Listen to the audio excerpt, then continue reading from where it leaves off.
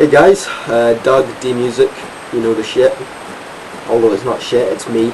But anyway, today I'm hoping to do a good review. It'll probably be the first one I've ever done. If it is good, here's hoping. I don't know if you're keeping your fingers crossed is a good thing or not. I'm just going to do it. Today I've got a very special review because it's actually from my favourite band ever. And if you've ever spoken to me ever, then you'll know what it is already. Blind Guardian.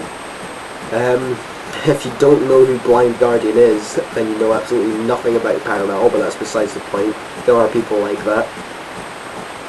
But Blind Guardian are one of the biggest, most popular power metal bands, in my opinion, in the world.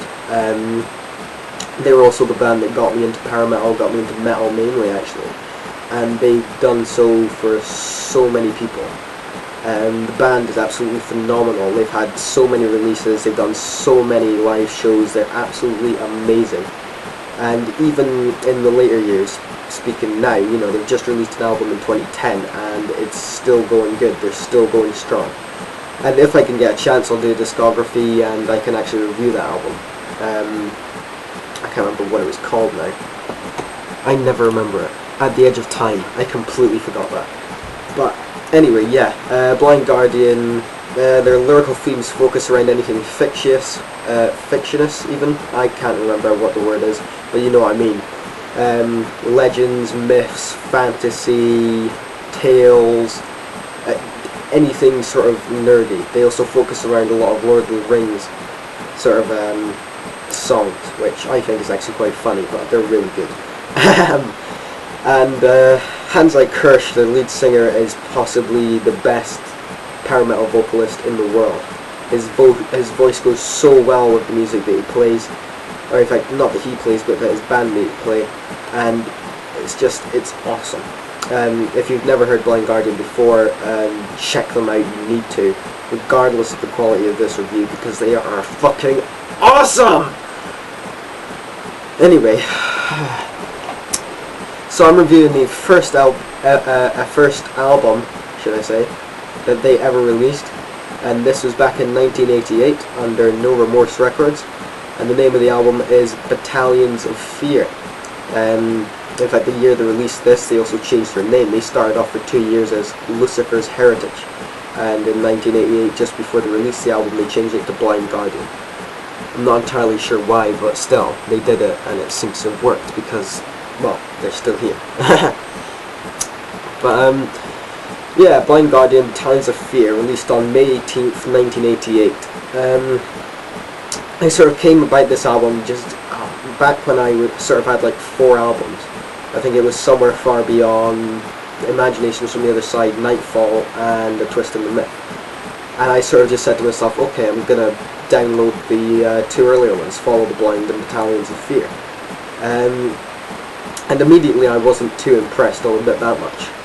But I've had another listen to the album, you know, a couple of times just before doing this, and it's actually really good. If you've been a past fan of Blind Guardian and you're wanting to listen to this, but you've listened to later stuff, all you have to do is put yourself in the mindset. Pretend that they don't exist, and this is the very first release they've ever had. So you're not expecting even better than it actually is, because remember, it's their very first album, and it was back in 1988. So, you know, they were playing differently, they were doing everything differently, and the quality wasn't as good, the production was a bit worse, but it's still a good album once you actually just think about it and nothing else. And by that I mean don't think about their later music and try and compare it.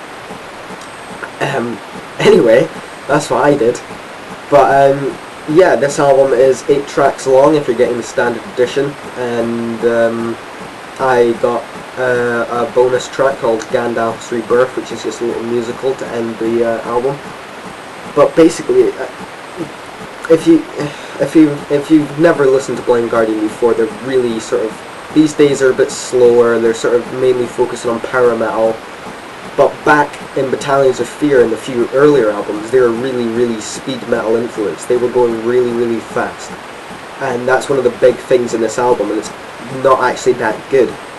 They're mainly speed metal. They still speak about power metal, they still use the same lyrical themes, but they're just going really fast when they do it.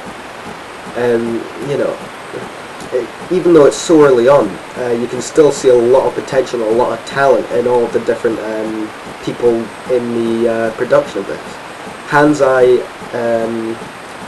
although it's early days, you can still tell that his voice is getting ready, and he's really going to be good. If you were listening to this back in 1988, you would have thought that Blind Guardian would have been big. Hans Zai's voice, it's still really soft, and it's still really raw, and he's still younger, so it's different. But it still works, and in the later years he'd perfect his voice for this genre of music. Andre Albrecht, I can't really pronounce his name, he does a lot of good guitar work, and I mean really, really good guitar work. He shreds like a motherfucker in this album, which is surprising because he doesn't really do it so much in any of the later albums. It's in this one he's given quite a few solos and he goes fucking mad, and it's fucking awesome. Marcus Siepen, I can't really tell where his guitars are. I'm guessing they're probably just constant backing guitars or something like that. He doesn't really get any solos, but he makes it sound good, so in the end that's all you're really looking for. And Thomas Stotch with drums. He's a really, really good drummer. He works so well with this. He can go really fast. If he was just doing pure speed metal, he'd be fucking good. And that being said, he's still fucking good, but you know what I mean. But yeah, the album, it's kind of a mixed bag for me. You have to be in the right mood for this album, especially considering that it's not really as good as everything else they've brought out more lately. The production on it is just really raw. It's really quite bad production, and it's just, you know, it's obviously it's not as good and pure as what we have these days, but it was still, you know, early days. They had so much potential, and that is shown in this album. The album cover is really weird for me because I'm looking at the song choices, and you can sort of tell straight away it's going to be fantasy. It's going to be really cheesy power metal. For instance, the songs "Wizard's Crown," "By the Gates of Moria," "Guardian of the Blind." You know, it doesn't take a genius to say this is going to be cheesy as shit. Cheesy as shit? I should have said cheesy as dick, but whatever. And looking at the album cover, Blind Guardian, Batallions of Fear, and it's got like monsters' eyes and two people sitting at a table with a glass of water or something, or little midget men. I don't know.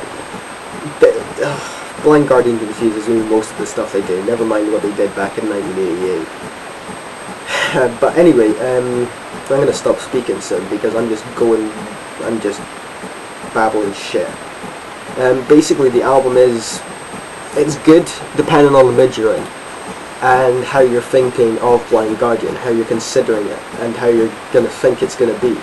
But generally it's still really quite a good album, especially for the early days, and I think that a lot of people will enjoy this. If you're die-hard Blind Guardian fans, you will enjoy this, and if you're just getting into Blind Guardian, I'd stay away from it. I'd get some of their later stuff, because it's really not a good first step to take. It's just sort of better to come back to later and sort of just look over. It's not one that you'd savour. It's not going to be anybody's favourite album. Or if it is, then that's your choice, I suppose, but I just don't think it will be. But anyway, yeah, that's my review of Batallions of Fear. Like I said, if you're a die-hard Blind Guardian fan, get it, you will enjoy it, and if you're not, then and you're going to start listening to Blind Guardian, get something later, sort of Imaginations from the Other Side or something, which I'm hopefully doing a review on too.